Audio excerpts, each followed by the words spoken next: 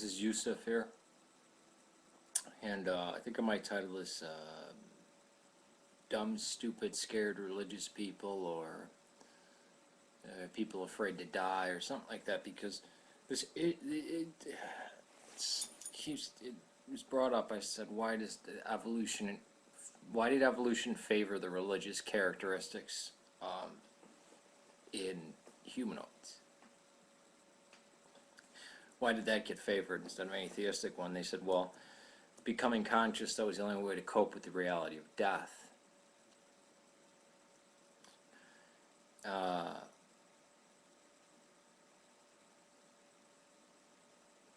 it just is an afterlife. No.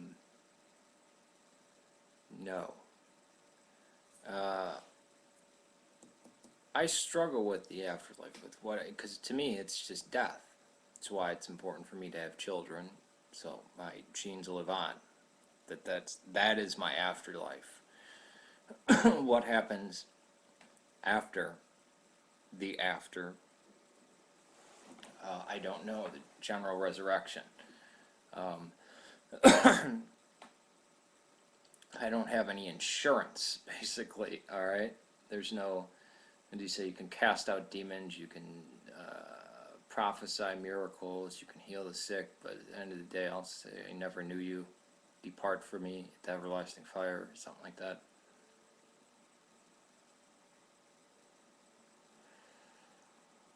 This idea that people are only religious because they fear death, or people only believe in a God or heaven, or... Now, when I say heaven, it's different. It would be... My heaven is more like God. Because I don't believe in the sky God, although heavens, coincidentally, also could mean the sky. I don't have another word for it. They don't have another word for it. Kind of like the Chinese, when they talk about heaven's mandate and things like this. It's my God. I guess it's not the sky God. It's the God beyond the universe. So people say, oh, your God doesn't exist, your God's not real. Yeah, that's true. I guess you could say that. But you have to look. The Torah has no afterlife. There's nothing mentioned about an afterlife. And in all the books, all the books of the Tanakh, there's no mention of afterlife, except in Daniel, which is probably about the latest book written. I know people try to say Malachi was the latest. Daniel seems to probably be the last one, just in my view, written.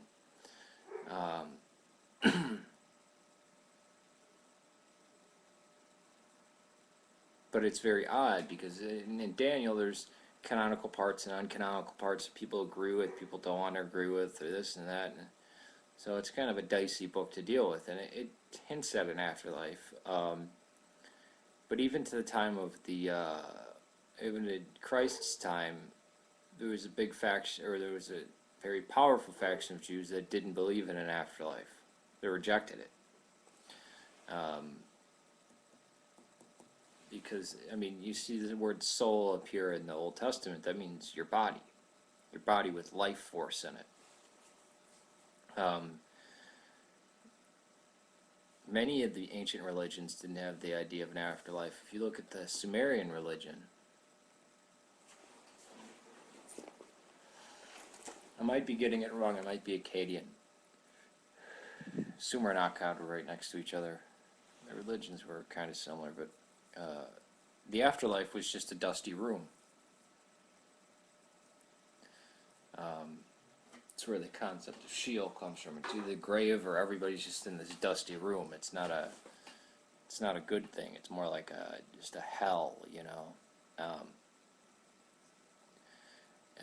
In other cultures, the afterlife dies at a certain point, gets consumed. Even the Vikings, you didn't live forever. There would be a final battle at Ragnarok, and humanity would wind up being reborn. And it's a very cyclical story. It's very strange. To the Orthodox, probably not that strange because it's very secular. Uh, but many of the religions didn't have an afterlife in them. It was odd. Egypt, pharaohs got an afterlife, but what was the religion of the common people? It's kind of unknown. They worshipped the pharaoh, and that's how they were remembered, by building monuments or scraping things into stone, or whatever. Their God was for here and now. It's blatantly obvious in the Torah their God was for here and now. I mean, even if you go through all the books, I mean, with the exception of Daniel, I think there's no reference to anywhere in the afterlife.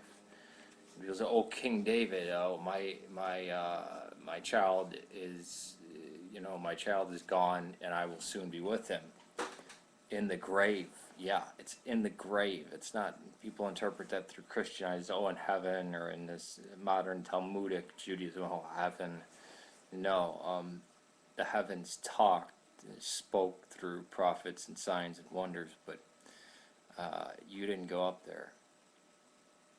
The only one that was taken was Enoch, which is a very strange name, and he was taken.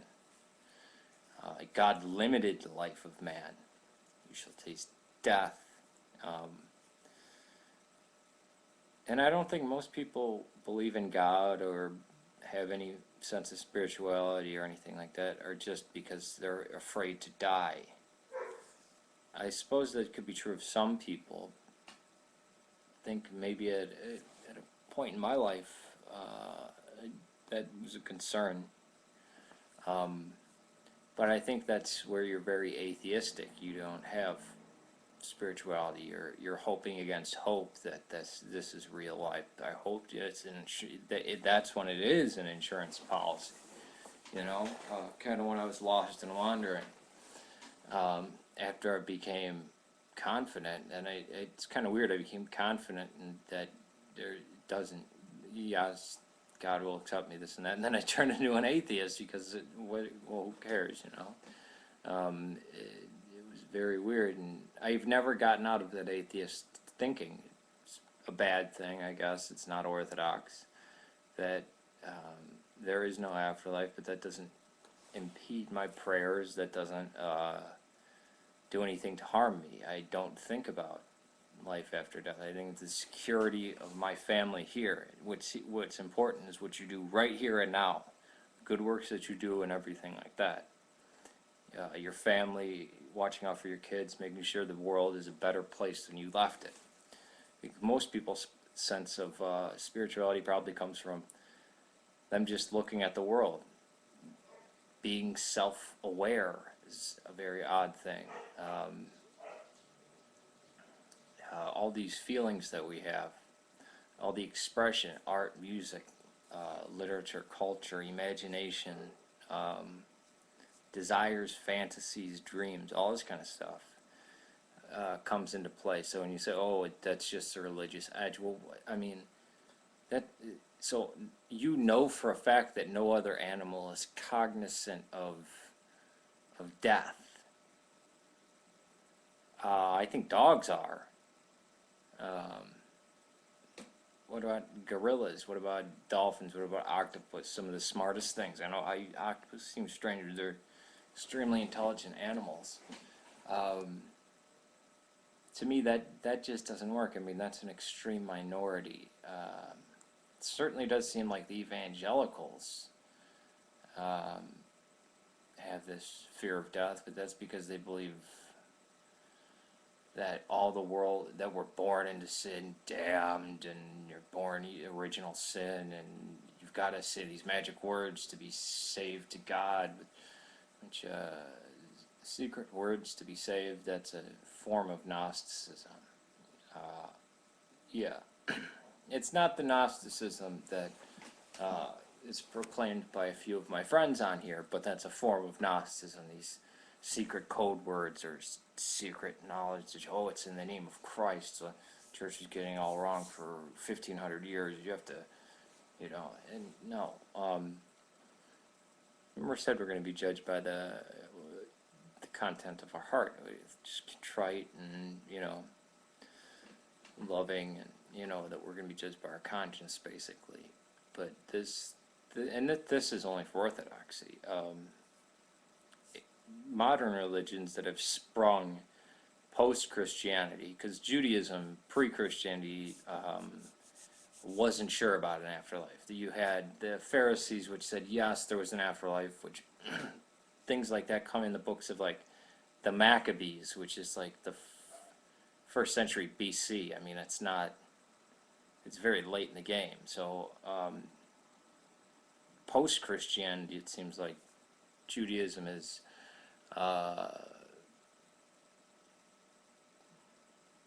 universally believe in an afterlife. Post-Christianity, Islam comes around and talks about an afterlife, and they're all talking about resurrections and afterlives and stuff like this. Three religions do. Buddhism, the goal is to get to annihilation, to oblivion. So I guess this is a Buddhist dream. Atheism is a Buddhist dream come true. Annihilation. That's nirvana, is oblivion, emptiness.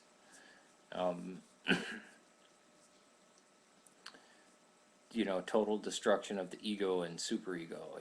Just gone. Which always struck me as strange. In Hinduism, the reincarnation cycle stops when you go back to self, and basically everything about you, all your imaginations, thoughts, that all gets refined and just goes down to a pure source, like almost like a piece of electricity or something, and you go back to the self, which basically all of you gets annihilated. That's why when you got to ask the question in religion, well, what am I being saved from, and what am I being saved to or for? There are many people who, the one thing that drew me back to Orthodoxy wasn't a belief or an afterlife, it was that it was painful from being away from it. I would go through the actions. It was actually comforting people. It was actually more natural. It felt more natural to do that and unnatural not to do it. Comforting, meditative. Not like, oh, I'm going to steer God's wrath away from. No, because we don't have that in Orthodoxy. The wrath of God is not upon the church at all. Or really on anybody. It's just where His protection is, or it's hard to communicate to non-believers, well, not heretics, just non-believers, but it was going through the motions that drew me back in. And I don't think about the afterlife, and I don't think any Orthodox that I ever talked to, it's not mentioned. It's never, thinking about it now, it's a striking feature about the Orthodox. The afterlife is never talked about. Because it's not, for us it's not important. Because if we're only doing something to get whatever rewards in the here to come, we're not going to get them. If you're only doing good for your own gain, then it's insurance. It's not good. It's wicked. If you're only doing it to get gain out of it, then it's, that's not the reason to do it. There's a great piece of Sufi poetry that states this. Now, we know the Sufi came after the Orthodox. They probably got the idea from us, because it's what we believe. You don't just, you can't work your way to heaven. You can't, oh, I did so many good deeds, so I, this is that, or pray it away, or kind of just gets in you, and okay. And if I die and go down to the grave, if I'm on my deathbed, I'm going to be, probably natural instincts are going to kick in. I'm going to be terrified, maybe, I don't know. I've been near death twice. One I wasn't scared, one I was terrified. And terrified doesn't even cover it. Like, I was shaken for weeks and months and years, and probably permanently from it. It's just odd. But not permanently. No, I'm not going to say that. It's it's odd when you come close to things like that. But I'll cut this off right now, and peace to you. May God save Serbia.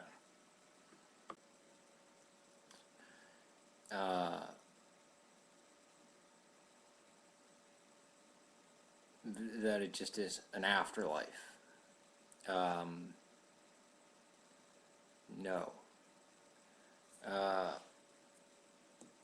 I struggle with the afterlife. I don't have any insurance, basically, alright? There's no, and you say you can cast out demons, you can prophesy miracles, you can heal the sick, but at the end of the day, I'll say, I never knew you. Depart from me, the everlasting fire, or something like that. Because to me, it's just death. That's why it's important for me to have children, so my genes will live on. That is my afterlife. What happens after the after? I don't know. The general resurrection. This is Yusef here, and I think my title is Dumb, Stupid, Scared Religious People, or People Afraid to Die, or something like that, because this it was brought up. I said, why did evolution favor the religious characteristics in humanoids? Why did that get favored instead of an atheistic one? They said, well, becoming conscious, that was the only way to cope with the reality of death.